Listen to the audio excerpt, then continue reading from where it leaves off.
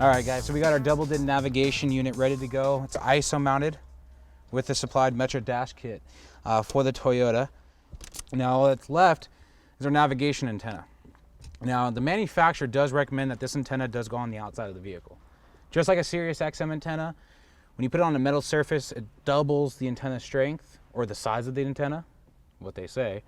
And they recommend it being on the outside of the vehicle. I'll tell you this, these antennas are not as durable as a Sirius XM antenna, to be honest with you.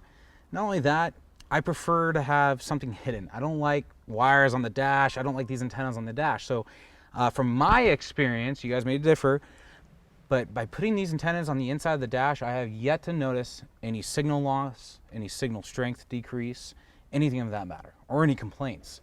So I typically find a nice metal surface on the inside of the dashboard that I can hide this antenna to allow it still have a clear view of the sky through the windshield and also still be on the metal surface. Now, most manufacturers will include with their nav antennas a little plate. It's a little magnetic plate, double sticky on the back side of it. So you can just stick it on the dash and be done with it because it likes to be on a metal surface. Well, I don't like doing that. So what we're gonna do today, we're looking inside the dash here. We're trying to find a good spot to mount this nav antenna. Well, honestly, the first spot that sticks out to me is this metal cross member on the inside of the dash, because my pocket for the dash kit sits up here, so it clears this area, and we don't have much of an obstruction of view of the antenna through the windshield. So just like I said earlier, they're magnetic, so what I'm gonna do is I'm gonna feed my cable through, if I didn't tangle it all up here. The cool thing with this too, it cuts down your installation time because you don't have to run the cable through the exterior of the vehicle. So we're gonna shoot it down here. Get the cable on the other side, pull. So I'm gonna take it and put it right here. It's gonna stick because it's magnetic. We still have a clear view of the sky because we've got a big window here.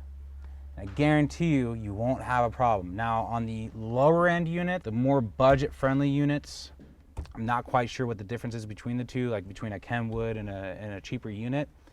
But for some odd reason, on the entry-level units, when you put the nav antenna on the inside of the dash, it does not pick up anything, even on the dash. So typically with those, we have to route them to the outside of the vehicle or onto the cowl by the windshield wipers. That way it still looks, a little bit nicer than just mounted to the top of the vehicle. But if it's a name brand unit, something that you can trust and you know it's going to last a long time in your car, definitely put the nav antenna on that cross member on the inside of the dash. It's metal. That way you can hide it and it looks trick. So we got a bunch of extra slack left over from this navigation antenna. Just like our Sirius antenna, it's quite long, so you can mount it in different locations.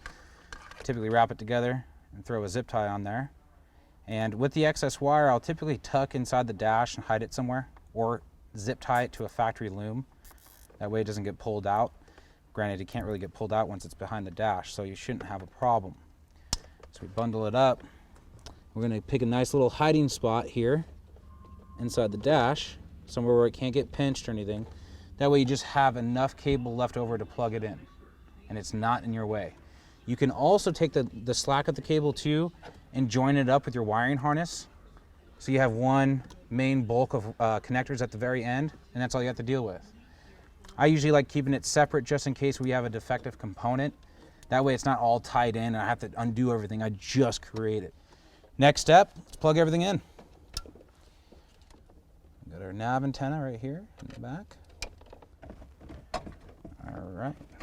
Don't put together the whole entire car. Make sure you test everything first and make sure your airbag light's plugged in. Now, to give you guys a pointer here real quick, we're in a big metal warehouse, and that's our problem.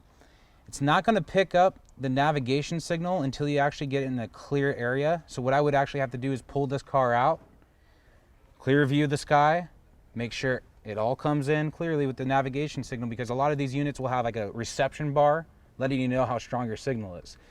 So what I would have to do in this instance, because we're in a big metal building, is pull the vehicle out, make sure it all works properly, pull it back in, and we're golden. Like I said, 99% of the time I've done this, where I put the navigation antenna on the inside of the dash, it's always worked for me, unless it's a very, very entry-level unit that's budget-friendly.